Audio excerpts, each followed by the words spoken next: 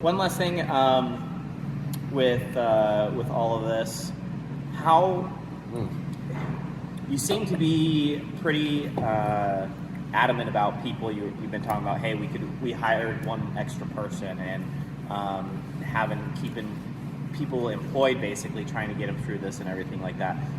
Is it difficult, or has it been difficult keeping good people on? How do you kind of find people that just employees and especially in Utah, members? it's a unique state to be staffing a place that brews Yeah, beer. so we've been fortunate that people have a romantic idea of what it's like to work in a brewery. Until they get here, right? We're showing the first day. This is how it works. Yeah. Sure. Yeah. I can make it. How do you feel about sweating? So we have, over the years, we have had employees that have come and gone. Right. As any business does. Mm-hmm. And we've found a team of people, and we've tried to develop a culture where we enjoy each other. Yeah. We also, in my opinion, and Marcio can correct me if I'm wrong, we enjoy the work. Yeah. And those two things have allowed us to be able to have a stable production team where we have fun together inside the brewery, and we can have fun outside the brewery doing things together as well. Nice. That's awesome. And not that we do everything together. It's not like we're a big Right. happy family and there's friction and other things happen, and people lose their patience occasionally, and and there's It's but It's at a the- type of family. but at the end of the day, we have more good days, and we have very, very few bad days. And Yeah. if there is a bad day, it's usually because somebody's tired, somebody's overworked, and somebody's frustrated. Yeah.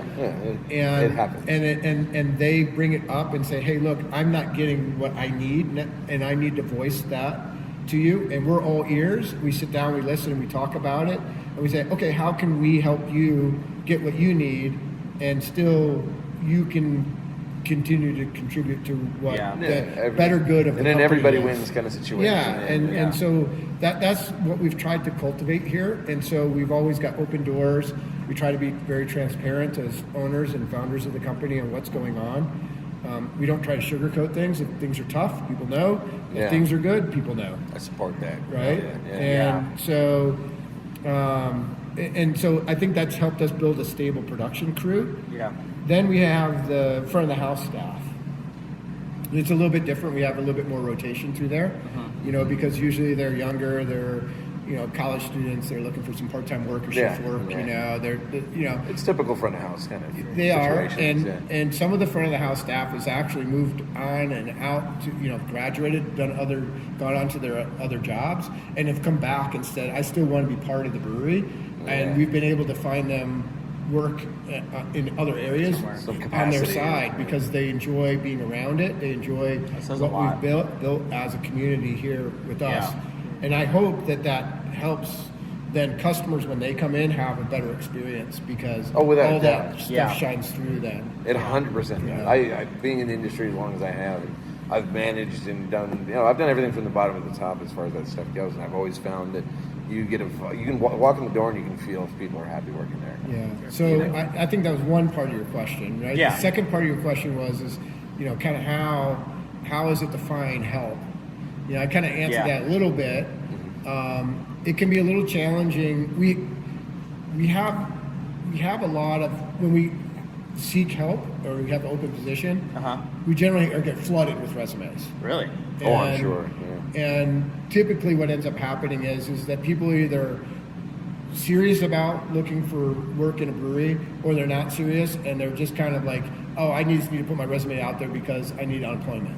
Yeah. Just to say that I went out and handed out my resume. And they're not hiring, right? Yeah. So you have to kind of take it with a grain of salt when we say we get flooded with stuff, because probably 99% of those resumes that we get are people that really are not people that would fit into the culture that we've built here. Yeah. Right. And sifting through it Right. can be all kinds of fun. Yeah. It Would is. you prefer someone who seems to be very much in wanting to be in that culture and that type of thing, and is teachable with zero, or someone who is? It will depend on the position Okay. you're putting. So, for example, we also do one thing is bring people from the house that are interested to go in the back of the house and move into the back of the house that happen to our package leader. Okay. But also sometimes you need a position like a seller man, and we were overwhelming last year. Like we need another person, extra person. Yeah. And the way we're producing and doing all these crazy beers every week was too much. We need someone with experience. Yeah. Yeah. But if you need, we can have opportunity to hire someone also that doesn't have experience. Yeah. It's a great way to teach exactly how it has to be done in your way, and there is no addictions to other techniques. Yeah. But sometimes It's a good way to put that. Addictions to other it's, techniques. Yeah. it's kind of hard to break those bad Yep. habits. Oh, yes. I always done this way. Yeah. But this is not the proper way. Yeah, we ain't in Kansas And- anymore though. Yeah, and then there's I usually always reasons why, and we're open to new ideas. Don't get me wrong. Of course. Yeah. Right. But typically, what we find is we've developed SOPs over years, and there's reasons we do things that way, because if you don't do it that way, then it introduces a problem into the quality of the product. Well, and it goes back to what I like. One of my first consistency. If you stop doing it and you do it a little bit different, whether it be maybe more like better or whatever, Efficient. but it could change that what people happens. go to That happens expect. too. So my background is science. I'm Yeah. a scientist. So if you show me scientific proof that works, no problem. Let's do it. If there's no evidence at all, let's try. If there's evidence against, hell no. Yeah. Yeah. Simple like Does that. it have any Yes. test and retestability? Exactly. So our sours, for example, was probably more than a year trying different cultures, different techniques, recirculating, CO2, first, second, third generation of bacteria. So it was many tryings. So Yeah. it was kind of that deep down that more batches were more sour, less sour. Yeah. Until also, that will also correlates to more tasting beer. People like more this way or that way. Yeah. And then balancing the technique plus the what people want, Right. we got to the perfect pitch, and that is the technique that's established Boom. Yeah. for 2 years right now. Yeah. Yeah. That's So- amazing. Yeah, a lot of It's trial kinda and messy, error, a yeah. lot of going back and forth. But after you get a technique perfect, that is how you keep Yeah. consistency. Cool. A lot of work goes into it. A lot of science. That is no joke. Yep. I'd say you guys have been absolutely amazing. Oh, we I can't really thank you appreciate enough your for time. doing this. Yeah. And It's always fun to talk about beer. Yeah, right? Yeah, beer and what we really try and do is go into the culture of just the service industry in general, right? He's been a bartender 16 years now? 16 or 17, somewhere. I had a stint for like a month and a half. You're one of those guys. Expert, right? Yeah, yeah. Yeah. So, but and I Good did. story, I've done a lot of some marketing and everything like that, and the stories and everything that it has, and we can bring that out of what people just don't understand about it, and Everyone's also got a to talk about everything with other people in the industry and get them to understand and network. That's kind of what we're doing here. And Yeah. what you guys shared with us. It was absolutely amazing. Just I take really the culture appreciate and it. just grow it, you know? Yeah, and I mean, Yeah. ultimately, what we're doing is really no different than any other brewery. Yeah. Mm-hmm. You know, whether they're a packaging brewery or whether they're a taproom brewery or they're a brew pub, you know, all the things that we face on a daily basis and all the things that we're doing, although we may do them slightly different in terms of steps Right. Yeah.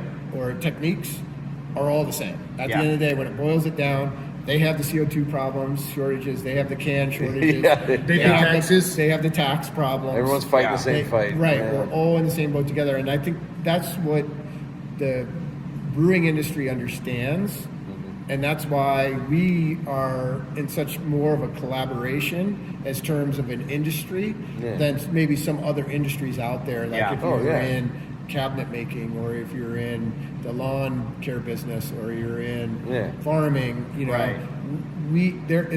it's not like it is. Supplemental. Yeah, it's Yeah. you know, it's like, oh, it's my proprietary information that makes me successful. You know, what makes us successful is that we help each other Yeah. and that the industry grows as a whole, and not you have one pillar that's way up here beating everybody else down. Yeah. You know, and everybody's fighting to knock the top guy off. Yeah. That's not how Just everyone lifts each other up. Yeah, everyone lifts each other. All boats rise with rising sea. Kind Yeah, of thing. and what ends up happening at that point is when you hit that saturation market, you know, where people jump into the market thinking that they can make it or not make it. Yeah. It's not necessarily whether they can make it or not make it. It's whether they have enough passion to make it.